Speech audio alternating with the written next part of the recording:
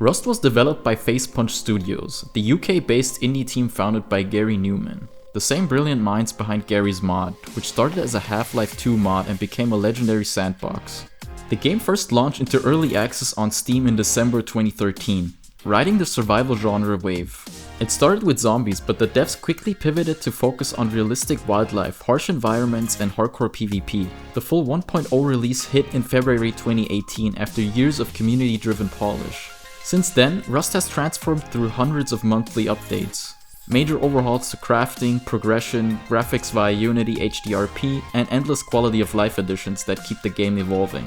2025 was massive.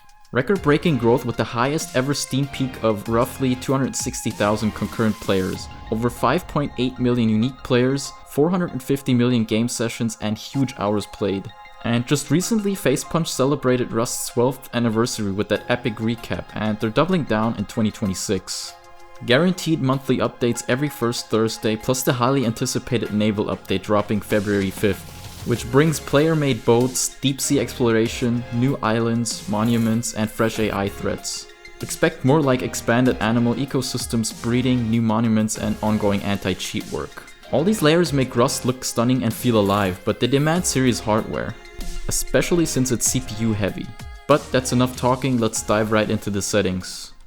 Starting with the graphics presets, keep in mind that performance in Rust can fluctuate a lot depending on the scene, so for that reason I chose two different in-game scenarios. And if you've noticed, on higher settings the GPU is doing more work per frame, which results in higher frame times, even though GPU usage is higher. In the first scene, at max we're at 83 FPS. Dropping to high brings us up to 91 FPS, which is a 10% uplift with very minimal visual impact. On medium, performance jumps to plus 25%. And at low we hit 110 FPS, a plus 33% uplift, but with a clear visual downgrade. And in this scene only FPS changes while GPU usage stays roughly the same. Compared to max, high is up 26%, medium 57%, and low 63%. This highlights how scene dependent performance is in Rust, mainly because the game is extremely CPU bound.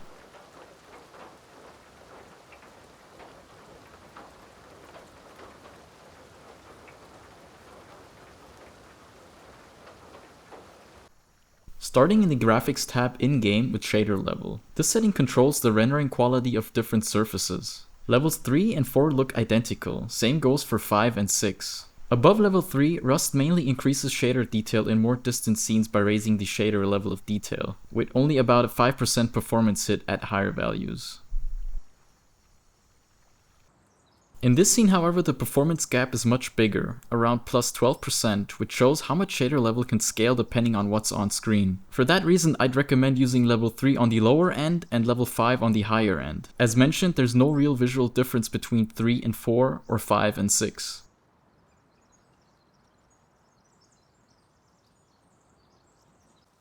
Next up is Anti-Aliasing. Rust offers 5 in-game options for this. No AA looks rough. FXAA is very smeary, and while SMAA is better, it still struggles with stair-stepping. That only leaves TSSAA and DLAA as the only good options. Rust doesn't have native FSR, so TSSAA is the best choice for non-NVIDIA users. DLAA delivers the cleanest image, especially on thin objects like power lines, but comes with around a 7 to 10% performance hit. All other AA options perform similarly, so if you use DLAA, upgrading the DLSS preset is the best way to offset the cost. Next up is NVIDIA Reflex, with the options on and on plus boost. Reflex reduces system latency by better syncing the CPU and GPU and shortening the frame render queue. In GPU-bound scenarios, on plus boost can slightly reduce performance because the GPU is already the bottleneck. Boost forces the GPU to stay at higher clocks and limits how much the render queue can buffer frames, which can reduce overall throughput. For that reason, Reflex on is usually the better choice, while on plus boost mainly makes sense in CPU-bound situations.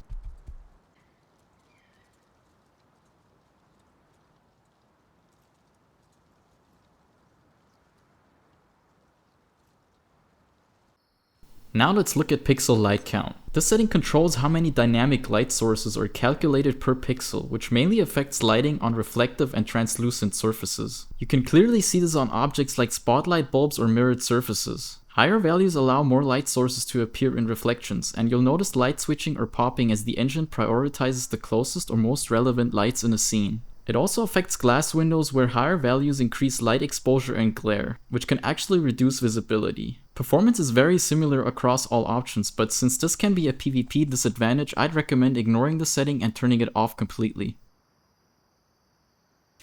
Next up is soft particles. This setting controls how particle effects like smoke and fire blend in with the environment. In the first example with moving smoke, turning it off causes visible hard edges. You can see the smoke moving in blocky chunks instead of smoothly fading into the scene. Keep in mind that in this example there was more smoke with the setting turned off, which is why performance appears slightly lower. And in the second example with a campfire, enabling soft particles makes the flame look more diffused and natural, without the harsh glow you get when it's off. Performance impact is usually negligible, so I definitely recommend keeping soft particles enabled.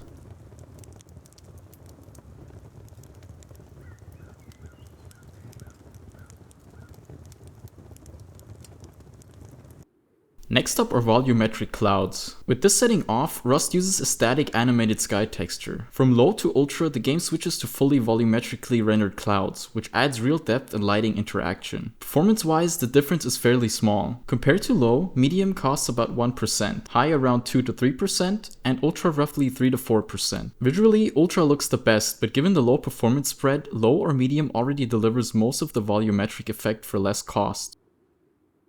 And here we can see that even in CPU-bound scenarios, some low settings can increase FPS because they shift a bit of work back to the GPU, improving frame times compared to off.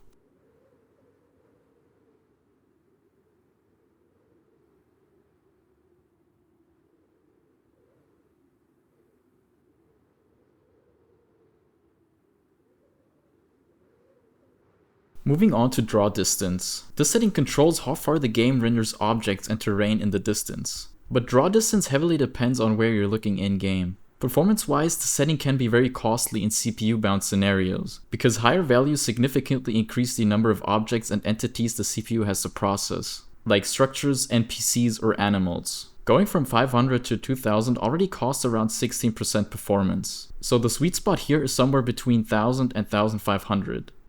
Increasing it from 2000 to 2500 doesn't change much visually in this scene. It mainly extends the visible ocean.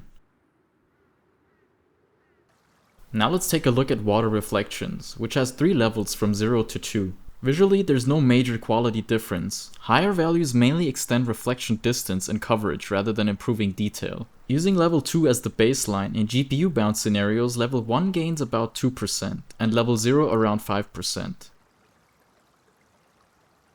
In CPU-bound scenarios, however, there's essentially no performance difference, so this setting only matters when you're GPU limited.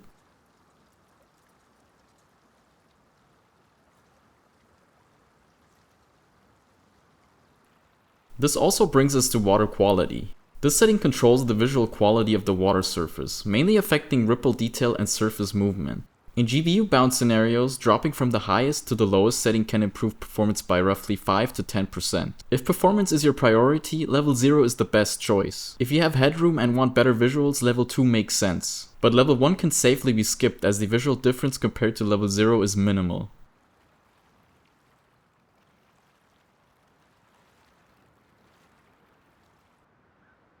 Looking at grass shadows, this setting enables dynamic shadows for grass patches, foliage, and small plants. It has a huge visual impact and makes the game look noticeably more grounded and realistic. Performance impact depends heavily on the scene.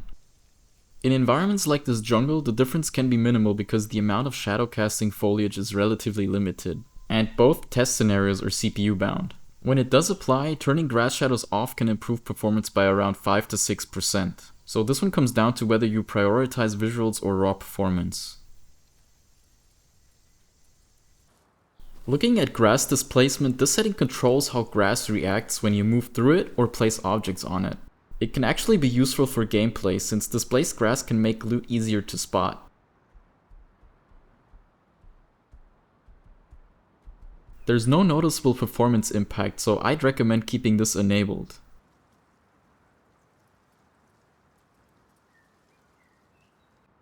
As for precise terrain billboards, this setting is intended to improve how distant terrain objects like trees, rocks, and foliage transition from flat billboards into full 3D models. In theory, it should reduce visible popping, improve silhouette accuracy, and make billboard rotations less noticeable as you move through the world. However, in practice, there doesn't seem to be any visible change or performance impact in Rust, likely because these transitions are already handled by other level of detail systems in the engine. So like with any setting that doesn't actually affect visuals or performance, I'd recommend just keeping this off.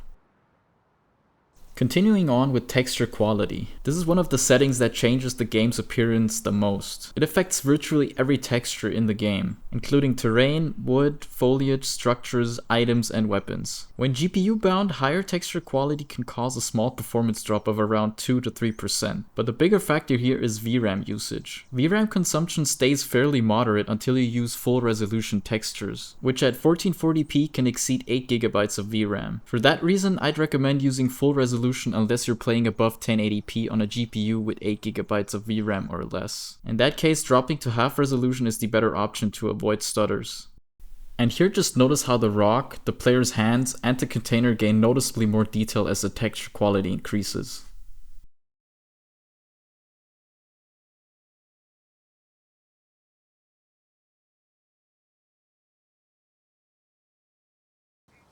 Looking at Anisotropic Filtering mode and level, this setting improves texture sharpness at shallow viewing angles, especially on surfaces like roads, floors, and terrain in the distance. The mode controls how anisotropic filtering is applied. All textures forces the selected anisotropic filtering level globally, while per texture allows the engine or developers to define the filtering level individually for each texture.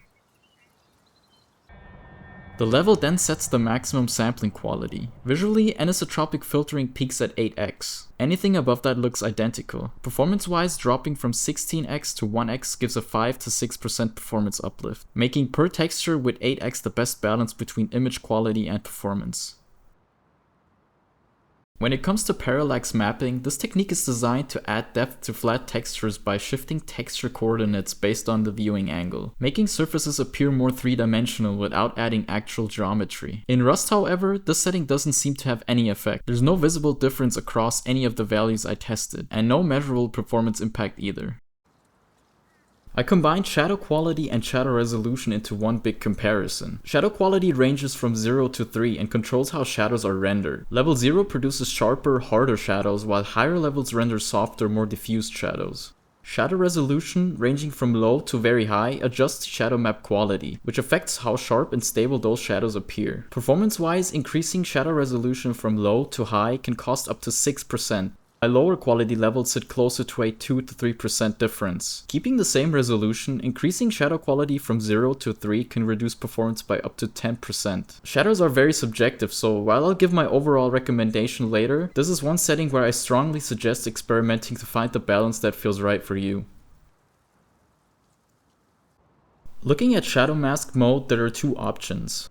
Normal shadow mask and distant shadow mask. In theory, distant shadow mask is designed to extend how shadows from static objects are applied over longer distances, allowing them to correctly interact with dynamic objects like players or vehicles. In practice though, I couldn't find any visible or performance difference between the two modes in Rust. Likely because dynamic shadowing and distance transitions are already handled by other systems in the engine as well. So since there's no noticeable difference, you can safely leave this on the default option. This brings us to shadow cascades. Without cascades, the engine uses a single shadow map for the entire scene. That means shadows close to your character can look pixelated and junky, because that one shadow texture has to cover everything. With cascades enabled, the engine splits the view into multiple distance zones, like near, medium, and far, and assigns higher shadow detail to areas closer to the camera. This keeps nearby shadows sharp and stable while distant shadows use lower detail. In my testing, reducing cascades can gain around 5% performance, regardless of shadow quality, but it also introduces noticeable flickering and instability. So because of that, I'd strongly recommend sticking with 4 cascades. Looking at shadow max distance percentage, this setting controls how far high detail shadows are rendered and how aggressively shadow detail is reduced over distance, essentially adjusting the shadow level of detail. Surprisingly, the best results sit between 5 and 10%. I tested this with both low and high shadow quality, and the behavior is very consistent. With low quality shadows, values between 5 and 10% look the most stable in both near and far range. Higher values tend to oversharpen shadows, while everything in between becomes flickery and unstable. With high quality shadows, 5 to 10% again looks best overall. Higher values make shadows overly soft, and while 100% slightly improves mid-range softness, the performance cost is massive and not worth it. Everything between 25% and 75% simply doesn't make sense visually or performance-wise. In far-range scenarios, higher values cause shadows to fade out almost completely due to excessive softness, while 5 to 10% keeps them visible and stable. Performance is the key factor here. Going from 0 to 5 to 10% only costs about 5% performance, but pushing this to 100% can cost 19 to 23%, with most of that hit already happening at 25%. So if you want a strong performance advantage with stable shadows, 5 to 10% is clearly the sweet spot. And finally, the last shadow setting, max shadow lights. This setting limits how many artificial light sources like lamps, furnaces, or base lights are allowed to cast dynamic shadows at the same time. Setting this to 0 means artificial lights still illuminate the scene, but they no longer cast shadows. At night, this actually gives a PvP advantage, because light shines through walls and obstructions, making lit bases and nearby players easier to spot. It also improves visibility around bases in general, and on top of that, the performance impact is significant. Higher values can cost around 6 to 9%, while setting this to 0 provides a free performance boost. Because of the visibility advantage and the performance gain, this is a clear win-win setting to leave at 0.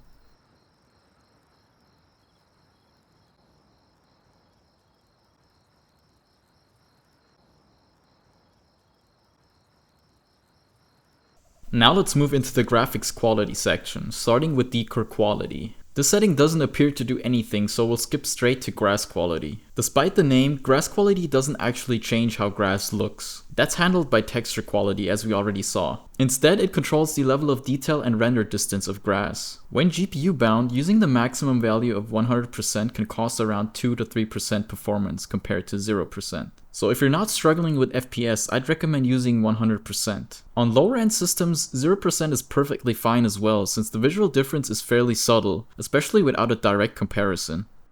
Terrain quality works very similarly to grass quality, as it mainly controls the level of detail of the terrain rather than its texture quality. I tested 0, 75, and 100. And the clear sweet spot here is 75. It looks nearly identical to 100, but without the same performance hit. Running 100 can cost around 4 to 6% performance, while 0 and 75 perform the same, making 75 the smarter choice. Now you might think setting this lower gives a PvP advantage, but it really doesn't. Think about it, you can't shoot through terrain, and at 0% it actually becomes harder to distinguish terrain features like rocky areas, which can hurt readability. So overall, 75 gives you the best balance between visuals, clarity, and performance.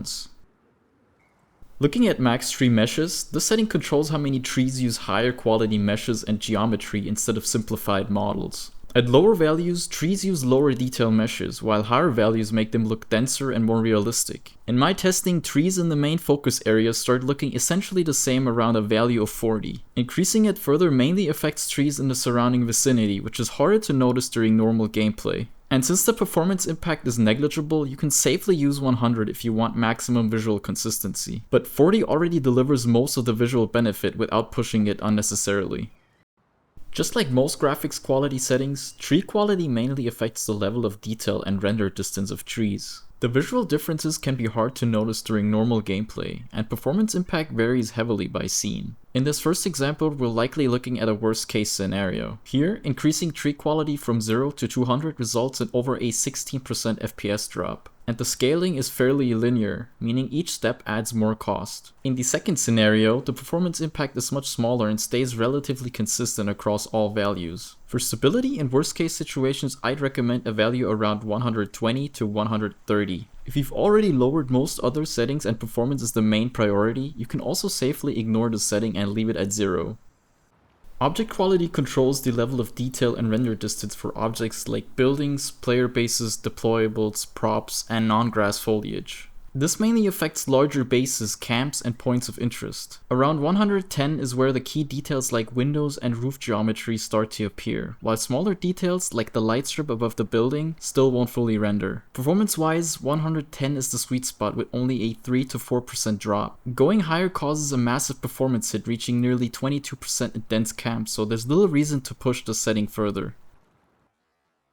Level of detail bias controls when higher detail object models are loaded in, mainly affecting settlements and built-up areas rather than the open world. This setting can have a massive performance impact when it kicks in. Drops of 30 to 50% aren't uncommon. Lower values delay when detailed models appear, while higher values force them to render earlier. The exact sweet spot depends on what you're looking at, but in my testing the drop-off becomes severe beyond 2.5. Realistically though, the default 1.0 is already enough. If you need extra performance, lowering it to 0.5 is the safest way to gain FPS without noticeably hurting visuals.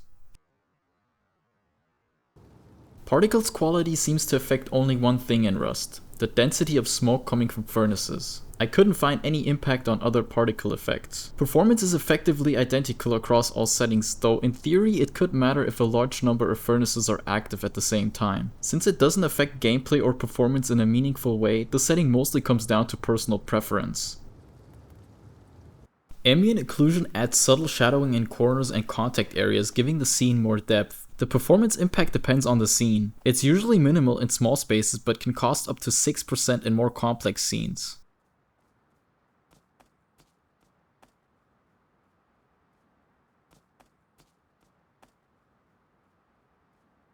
Moving on to depth of field. This is a cinematic effect that blurs areas outside of the focus point. It's completely subjective and something I usually like, but in Rust the implementation is pretty lackluster. The focus transitions are delayed and often incorrect, like in this example where the background should be blurred instead of the main subject. So because of that, I'd recommend keeping depth of field disabled. God rays is another cinematic effect that usually adds a lot to the visuals, especially with strong light sources like the sun. In my testing though, I couldn't get them to show up or find any visible difference at all, so I can't really comment on performance. If they do work properly on your system, feel free to enable them. It's a purely visual preference.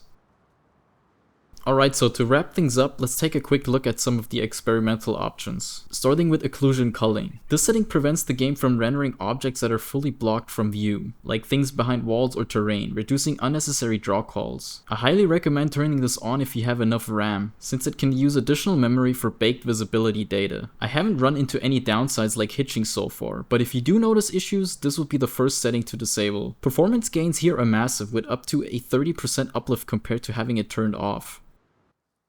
And finally, contact shadows. This setting adds small, close-range shadows where objects touch surfaces, helping things like grass, feet, rocks, and props feel more grounded instead of floating. The effect is subtle, but easiest to see on grass and other fine details. Performance impact mainly shows up in GPU-bound scenarios, where enabling contact shadows can cost up to 8%.